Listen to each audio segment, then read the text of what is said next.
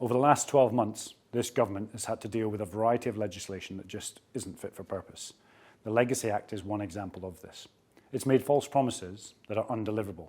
Indeed, they've been ruled undeliverable by British courts. Now, it's not often recognised, but the Legacy Act for Northern Ireland, passed by the last government, also stopped hundreds of investigations into the death of security service personnel during the Troubles. Now, as a serving reservist, and after 24 years in the Marines and multiple operational tours, I know that if something were to happen to me, I would want my family to have the truth as to what happened.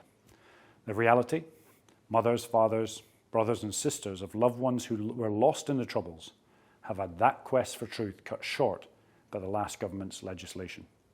Now, we need to replace the Legacy Act to allow those families access to the truth, but importantly, ensuring the process is not used to rewrite history and does not become a punishment. Now, we have delivered protections for our veterans, protections that I think we absolutely deserve. The Legacy Act left service families and our veterans in a legal Wild West.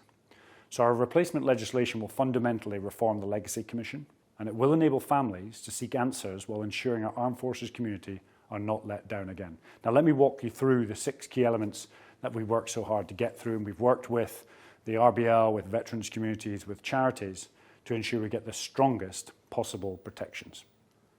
First, protections from repeated investigations. Often we found that there have been multiple different type of investigations into cases in Northern Ireland. The Commission will not duplicate previous work without a compelling, and I mean compelling, reason to do so. Secondly, we've had a lot of reports about veterans not wanting to go back to Northern Ireland. I completely support them with that. So we will give them a right to stay at home.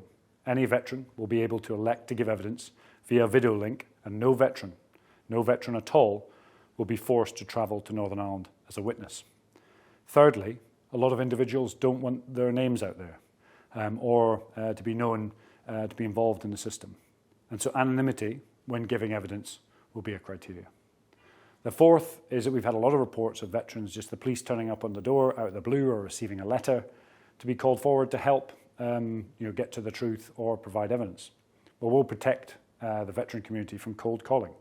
Veterans will be contacted with Ministry of Defence support to talk and guide people through the process. Fifth, protection in old age. It's not lost on me of the physical and the mental impacts that the Troubles may have caused for our veteran community. The Commission must consider the health and well-being of elderly witnesses.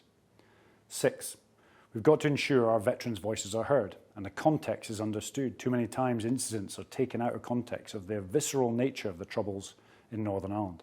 So we'll ensure veterans have representation on the Commission's advisory group, and we will appoint an expert independent advisor to provide insight to operational planning.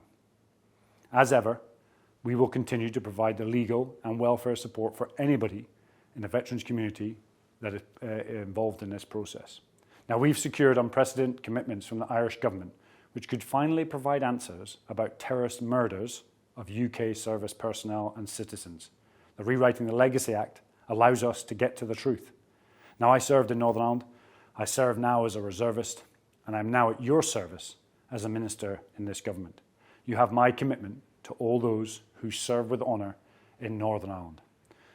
I think this deal delivers the ability for loved ones of service personnel who were lost in the Troubles to get to the truth, while simultaneously protecting and treating our veterans with dignity and respect. No one will rewrite history or allow the process to punish those that served with such honour, courage and dignity.